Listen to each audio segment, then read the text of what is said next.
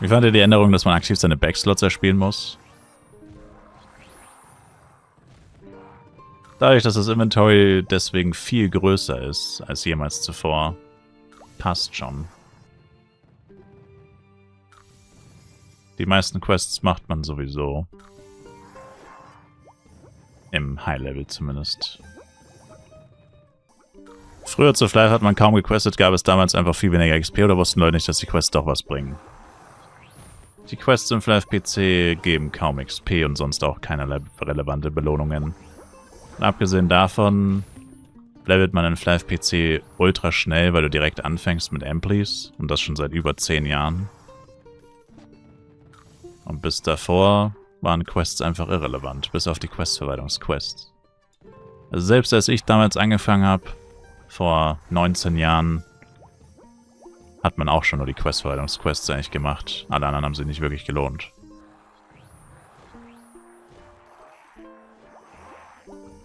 Also ja.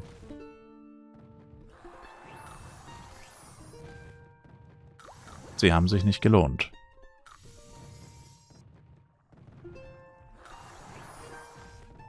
Es war in Flive schon immer eigentlich so, dass sich einfach Grinden mehr lohnt. Und in Flive Universe haben sie das eigentlich auch nicht geschafft, dass sich das geändert hat. Sie haben lediglich dafür gesorgt, dass sie halt teilweise Belohnungen hinzugefügt haben zu den Quests, also abgesehen von den Questverwaltungsquests, haben sie halt Belohnungen hinzugefügt, die so gut sind, also wie zum Beispiel die Inventarplätze, auf die du gar nicht verzichten willst. Also du könntest auf sie verzichten, aber du willst nicht. Und im High-Level sowieso nicht. Wenn du Products und Amplis und was weiß ich was bekommst, da willst du erst recht nicht drauf verzichten. Also haben sie es im Endeffekt mehr oder weniger unabhängig von den XP-Belohnungen geschafft, die Quests so umzubauen, dass man sie einfach immer machen will. Im Low-Level vor allem wegen Inventarplätzen, im High-Level vor allem wegen den Item-Belohnungen, gegebenenfalls auch XP-Penja, aber es ist irgendwie, ja, keine Ahnung, irgendwie komisch. Ich finde, das mit den Quests fühlt sich immer komisch an. Da konnte Gala mal mitdenken. Ehrlich gesagt ist das das Einzige, wo sie jemals wirklich alles richtig gemacht haben, gefühlt. Also abgesehen davon, dass die Quests sich lesen, wie als hätte sie... keine Ahnung. Ich weiß es nicht, aber jemand geschrieben, der, weiß ich nicht, so ungefähr so kreativ ist wie ein Stück Holz. Sagen wir es mal so. Also die Quests sind furchtbar, wenn man sich die tatsächlich durchliest. Das ist gemeingefährlich, was da drin steht an Inhalt. Da verlierst du Gehirnzellen, wenn du dir das durchliest, gefühlt. Das ist richtig crazy. Aber die Belohnungen sind vor allem ab Astria Vulcane fängt das an, wo die Belohnungen wirklich geistesgestört sind. Also wo XP, Penja und so vollkommen egal, weil die Kombination von allem, XP, Penja, Items, die wird dann so gut, dass es einfach nur crazy ist. Was wollte ich jetzt machen? Warum bin ich stehen geblieben? Ich wollte irgendwas machen. Vergesste. Yeah. Also es ist das Einzige, wo man eigentlich wenig bemängeln kann. Das Einzige, wie gesagt, wäre, dass der Inhalt der Quests halt wirklich trash ist. Man nichts über die Geschichte von Flive lernt, weil die Dialoge sind so... so grauenhaft. Wirklich schrecklich. Aber, sag mal so, keiner spielt Flive wegen der Lore. Deswegen keiner anzubieten, nur weil es grundsätzlich jetzt keiner vielleicht deswegen spielt. Ist auch ein bisschen bescheuert irgendwie. Aber ist halt so, war schon immer so.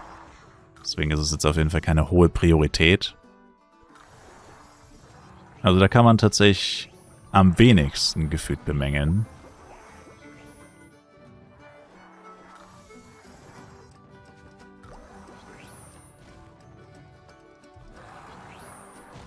Ich finde, was man am meisten bemängeln kann bei den Quests, ist vielleicht im Low-Level. Also mal ganz davon abgesehen mit dem Tutorial und so, das sowieso. Das könnte man ja auch in eine Quest einbauen, so ein Tutorial, wo man Belohnungen bekommt. dass man neuen Spielern quasi auch sagt, hey, hast du schon die Tutorial-Quests gemacht? Die lohnen sich insane. Du bekommst 10 Amplis und ein 7-Tage-CS-Pad zum Beispiel oder so. Ne? So, dass du sagst, scheißegal, ob du das Tutorial brauchst oder nicht, du willst es machen. Wenn du wirklich ein neuer Spieler bist, komplett neuer Spieler. Aber im Low-Level hätten sie ruhig noch ein paar hinzufügen können. Und bei manchen Sachen, ich finde, das ist schon nicht unwichtig. Es gibt so eine Quest-Reihe, die mir mit in den Herzen Leertaste wollte ich deaktivieren, jetzt habe ich's. Es gibt so eine Quest, ich weiß nicht genau, wie sie heißt, aber auf jeden Fall bekommst du da 3 Herzen. Und diese Herzen sind die Zugangskarten oder sind die Schlüssel, um in die sogenannten Dreadpad-Dungeons zu kommen. Und es machen unfassbar viele Leute diese Quests und die geben keine XP und Penya.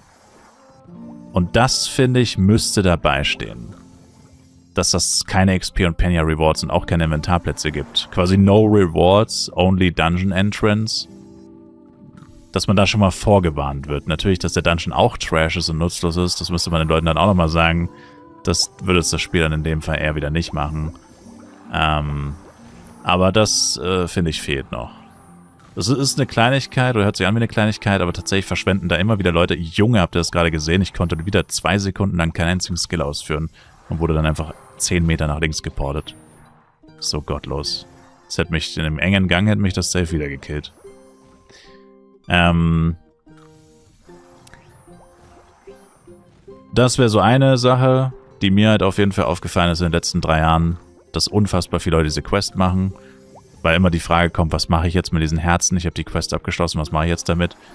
Und dann sage ich immer, ja, hast du komplett umsonst gemacht. Du kannst also die meisten Leute sind dann so hoch im Level, dass sie den Dungeon gar nicht mehr betreten können. Sie haben ihn kein einziges Mal betreten, haben aber für jeden Dungeon die Quest gemacht.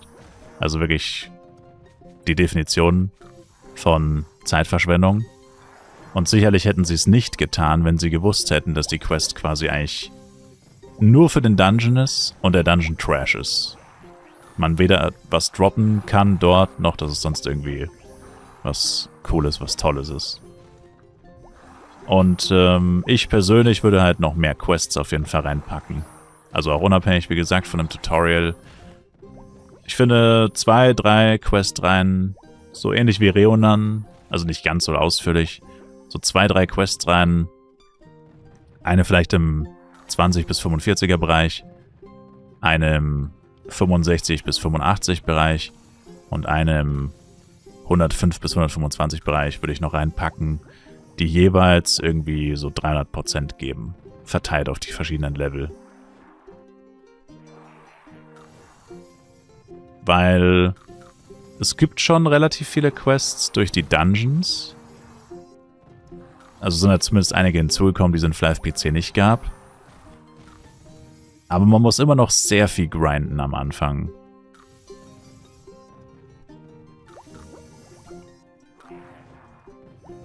Was ja nicht verkehrt ist, weil man muss viel grinden in Flyf. Aber in Flyf Universe eigentlich nicht mehr so sehr, weil sobald man später die Dailies freischaltet und so, kann man auch wirklich sehr viel XP einfach nur durch die Wiederholung der Dailies immer wieder machen. Also wenn man gar kein Fan von Grinden ist, also anders, ich meine, dann ist es immer noch nicht wirklich ein gutes Spiel für dich, grundsätzlich. Aber früher hätte man sagen können, ja, wenn du nicht grinden willst, dann musst du dich leveln lassen von Level Service oder von einem Leveler mit Tank, Power Boosting hat man das in Flyf genannt, in Flyf Universe heißt es Level Service, ist mehr oder weniger das gleiche, du bezahlst jemanden dafür, dass er dich levelt. Dann wäre das deine einzige Alternative, oder das war früher deine einzige Alternative, wenn du keinen Bock hast, selber zu leveln, dass du dir jemanden bezahlst, der es macht. Und ich meine, wenn du dich komplett leveln lässt und kein einziges Level selber machst, dann ist es natürlich relativ teuer.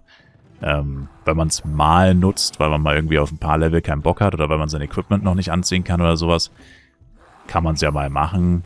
Muss ja jeder selber wissen. Aber in Flyf Universe ist es tatsächlich so, dass du selbst, wenn du eigentlich wirklich kein Grind-Spieler bist, du trotzdem theoretisch, es dauert natürlich dann deutlich länger, aber theoretisch trotzdem ins Endgame, ins High-Level kommen kannst, vor allem wenn du auch wirklich nur 2 Chars hast, indem du dieses Daily-System gut nutzt. Dann kannst du wirklich sehr viel XP, sehr viel Grind skippen. Und dann, wenn du, keine Ahnung, lieber zum Beispiel, meine ganz abwegige Sache, Wenn du zum Beispiel lieber das Lifestyle-System grinden möchtest oder so, dann kannst du das machen. Also wenn du kein Fan vom Leveln bist, letztendlich einfach, was ja aber eigentlich der Hauptaspekt von dem Spiel ist, dass du sehr viel leveln musst. Aber das ist eigentlich nicht mehr so viel, also nicht mehr so viel wie früher. Und wenn du das bedenkst, dann sehe ich eigentlich auch kein Problem damit, vor allem im Low-Level, also unter 130 oder so, würde ich sagen, ist eher Low-Level, dass du da halt einfach noch ein paar Quests reinpackst für die Leute, die halt eben nicht so gerne leveln. Und was ich auch noch nie gesagt habe, ist, also diese Item-Belohnungen, die sie da machen, vor allem im Endgame, oder halt ab Vulcan, das hat nie jemand verlangt, dass sie so übertriebene Item-Belohnungen machen.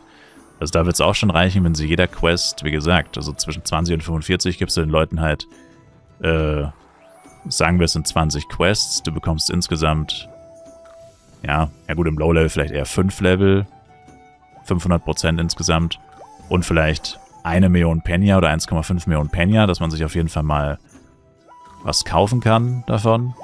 Was ja, ich meine, wenn du jetzt auf Level 45 1,5 Millionen Penya durch eine Quest bekommst, ist nicht wenig. Lohnt sich auf jeden Fall. Und dann kriegst du zusätzlich noch relativ viel XP. Und es ist halt einfach nur nicht nur stumpfes Grinden. Würde ich jetzt persönlich nicht verstehen, warum das nicht gehen sollte, grundsätzlich. Es muss ja auch nicht übertrieben sein. Es sagt ja keiner, dass es, wie gesagt, eine komplette Reonan-Quest-Reihe sein muss mit 99 Quests, die dann 100 Jahre dauert. Sondern einfach 3 Quest-Reihen, die dann eben auch theoretisch ein bisschen Story wieder mit reinbringen könnten.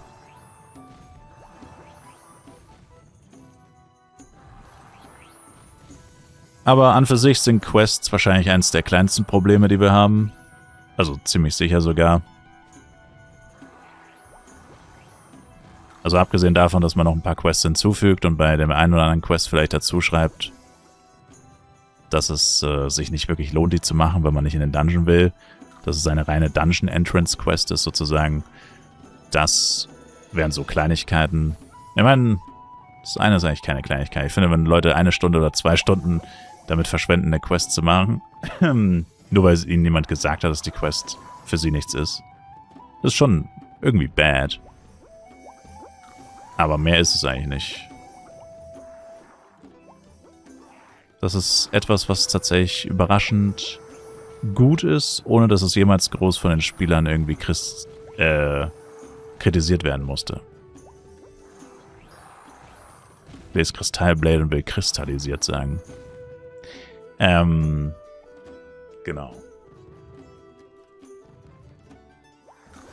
Das ist gerne ein Grund, weil du Monster töten musst. Naja, das wird auch in den Quests teilweise erklärt. In manchen Questreihen wird dir ja gesagt, warum du die Monster tötest. Zum Beispiel die Red Bangs haben Ludas Tresor geklaut, oder was klauen die? Das Schwert, den Tresor und den Schwert. Den Schwert. In manchen Quests wird dir zumindest ein Grund gegeben, sie zu töten.